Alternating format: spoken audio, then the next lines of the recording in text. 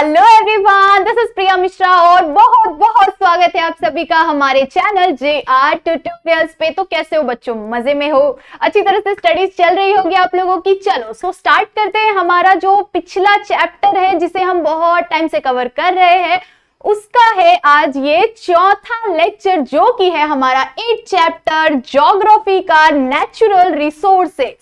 Natural resources क्या होते हैं? नेचुरल रिसोर्सेस उसके बारे में हमने हमारे इंट्रो वाले लेक्चर में, मतलब कि लेक्चर नंबर 1 में बहुत अच्छी तरह से देखा हुआ है। तो आई होप सो कि आप सभी ने देखा होगा, और जिन्होंने भी नहीं देखा है तो प्लीज से जाके लेक्चर नंबर 1, 2 एंड 3 को अच्छी तरह से देख लो, ताकि आपका ये चैप्टर बहुत ही अच्छी तरह से कंप्लीट हो जाए। इसके सारे क्वेश्चन आंसर्स आपको पढ़ने तक की जरूरत ना पड़े, आप खुद से लिख के आओगे। ओके चलो, तो ये है इस चैप्टर का लास्ट लेक्चर। इसमें हम बहुत छोटे से टॉपिक है उसको कवर करके खत्म कर देंगे। ओके चलो स्टार्ट करते हैं।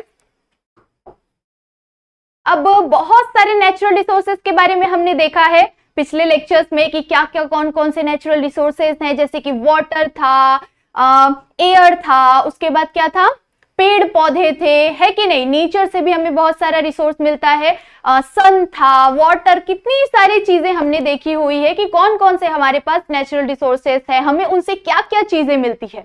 अब उसी के साथ साथ हमारा एक नेचुरल रिसोर्सेस क्या है? लैंड है, धरती है। और वो हमें क्या देता है? वो हमें देता है रॉक। क्या देता है? रॉक देता है। ठीक है। अब ये रॉक को हम कैसे निकालते हैं आप लोगों को पता होगा। अलग अलग जगहों पे खुदाई की जाती है, और बहुत सालों पहले जब खुदाई करती, जैसे आप लोगों ने हिस्ट्री में देखा होगा, है कि नहीं। हिस्ट्री जब भी आप लोगों ने पढ़ा होगा तो आप लोगों ने देखा होगा, मैंने खुद ने पढ़ाया आप लोगों को। सो आप लोग जाके हिस्ट्री के चैप्टर्स भी देखो। ओके सो क्या होता था कि जब वो पौराणिक टाइम था, कौन कौन सा टाइम बीत चुका है, कौन कौन से टाइम थे पहले के टाइम पे, और उस टाइम का स्ट्रक्चर कैसा था, उस टाइम के घर कैसे थे, ये सारी चीजें हमें किससे पता चलती है? ये सारी चीजें साइंटिस्ट जब खुदाई करवाते हैं उससे निकलता है। उस टाइम के पत्थर निकलते हैं, उस टाइम की चीजें निकलती है, तब हमें पता चलता है कि नहीं। सो इससे हमें क्या समझ आ रहा है कि जब हम खुदाई करते हैं हमारे धरती के अंदर, तो उसमें से माइनिंग करने पे उसमें से हमें क्या मिलता है? अलग अलग प्रकार के रॉक मिलते हैं। रॉक क्या होता है? ये वाला रॉक नहीं, रॉक पत्थर।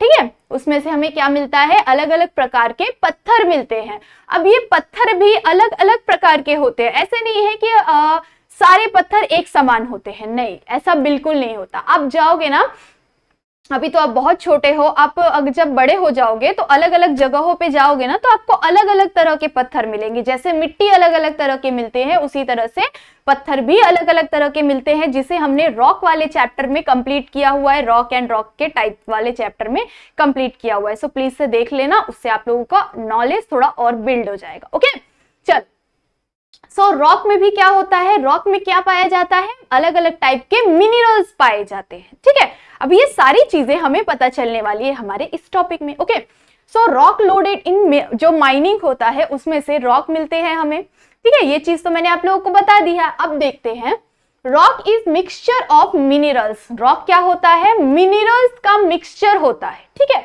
रॉक में अलग अलग प्रकार के मिनरल्स पाए जाते हैं। ठीक है, जो कि हमारे डेली लाइफ में और हमारे वर्ल्ड में हर एक लोगों को कुछ ना कुछ चीजों के लिए इस्तेमाल किए जाते हैं। बहुत सारे अलग अलग मिनरल्स होते हैं जिसे हम अपनी डेली लाइफ में कुछ ना कुछ चीजों के लिए यूज करते हैं, इस्तेमाल करते हैं। ठीक है, सो उसमें क्या पाया जाता है? रॉक के अंदर क्या पाया जाता है? मिनरल्स पाए जाते हैं। ये चीजों को आपको, छोटी छोटी चीजों को ध्यान में रखना है, याद रखना है। ओके सो कॉन्सेंट्रेशन के साथ सुनो। We get different metal and chemicals. हमें उसमें से बहुत सारे अलग अलग प्रकार के मेटल्स और केमिकल्स भी पाए जाते हैं। ठीक है, अब जो मिनरल्स मिलते हैं, मिनरल्स में से, मिनरल में बहुत सारे अलग अलग केमिकल्स होते हैं, मेटल्स होते हैं, जिसका हम क्या करते हैं? अलग अलग चीजों के लिए इस्तेमाल करते हैं अपनी डेली के लाइफ में। ठीक है, अब ये सारी चीजें फ्रॉम मिनरल्स, मिनरल्स में से हमें ये सारी चीजें मिलती है। क्या? मेटल्स एंड केमिकल्स मिलते हैं। ओके अब इनका हम क्या करते हैं? अपने नॉर्मल के जीवन में, अपने नॉर्मल लाइफ में कुछ ना कुछ चीजों के लिए इस्तेमाल जरूर से करते हैं। ओके चलो आगे देखते हैं। Some chemicals are use in preparing medicine. जो केमिकल्स, रॉक के अंदर से जो अलग अलग केमिकल्स और मेटल्स मिलते हैं उसमें से हम उनका किस किस तरह से इस्तेमाल करते हैं वो भी हमें बताया गया है। तो उसमें से जो केमिकल्स निकलते हैं उसे हम क्या करते हैं, उसे अलग अलग प्रकार के जो डिफरेंट डिफरेंट टाइप के मेडिसिन होते हैं उन मेडिसिन में उस केमिकल्स का रिएक्शन, केमिकल्स का उपयोग किया जाता है। ठीक है, ताकि हम जो अलग अलग प्रकार के आप लोग देखते होंगे ना, अलग अलग चीजों की दवाइयां मिलती है, अलग अलग दवाइयों पे एक्सपेरिमेंट किया जाता है। सो वो सब चीजें कहाँ से बनती है, केमिकल्स मिलते हैं, है कि नहीं।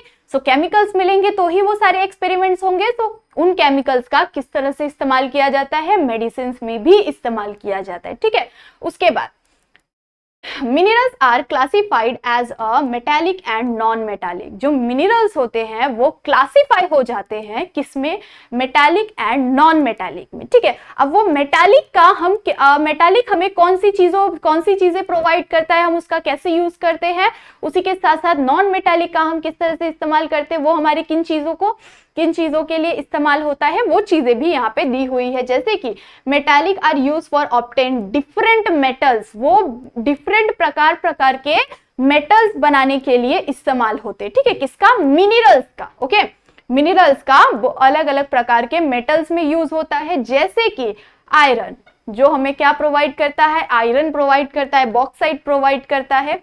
ठीक है, ये सारी चीजें हमें कहां से मिलती है, मेटालिक से हमें ये सारी चीजें प्रोवाइड होती है, क्या, आयरन एंड बॉक्साइट। ओके, अब नॉन मेटालिक कहाँ पे यूज होता है, नॉन मेटालिक भी हमारे नॉर्मल लाइफ में अलग अलग चीजों में यूज होता है, जैसे कि रॉक सॉल्ट। ठीक है, इन चीजों में नॉन मेटालिक क्या होता है, यूज होता है। ठीक है, नॉन मेटालिक का इन चीजों में इस्तेमाल किया जाता है। ओके, सो रॉक के कौन से टाइप होते हैं, ये सारी चीजें हमने इस टॉपिक में कवर की है। ओके, क्या था, रॉक माइनिंग करने पे रॉक मिलते हैं हमें। ओके, उसके बाद रॉक में क्या होता है, मिनरल्स होते हैं, मिनरल्स क्लासिफाई हो जाते हैं किस में, मेटालिक एंड नॉन मेटालिक में। मेटालिक किस चीज में यूज होता है, नॉन मेटालिक किस चीज में यूज होता है, ये सारी चीजें आप लोगों ने यहाँ पे देखी हुई है। और ये सारी चीजें, ये सारे नाम आपको याद रखने पड़ेंगे। ओके, एग्जाम में आपको आ सकता है, अगर आपको फिलिंग द ब्लैंक्स आ गया या फिर मैच द फॉलोइंग आ गया तो उसमें आपको आ सकता है मेटालिक। मेटालिक के सामने आप लोगों को आयरन या बॉक्साइट दिया रहेगा।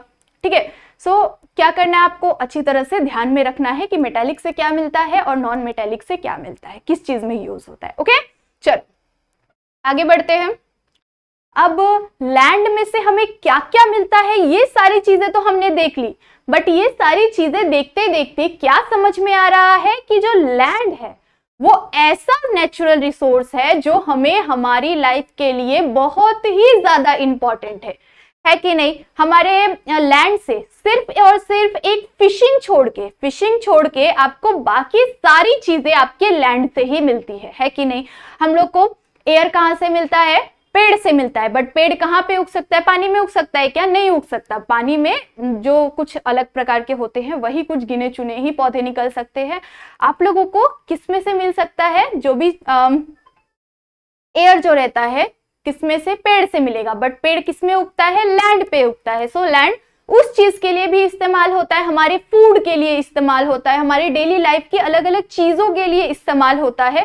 तो ये सारी चीजें हमें कहाँ से प्राप्त होती है, ये सारी चीजें हमें प्रोवाइड की जाती है किस में से, लैंड में से। तो लैंड हमारा one of the main natural resource है जो हमारी डेली लाइफ के लिए बहुत ज्यादा इंपॉर्टेंट है कि नहीं।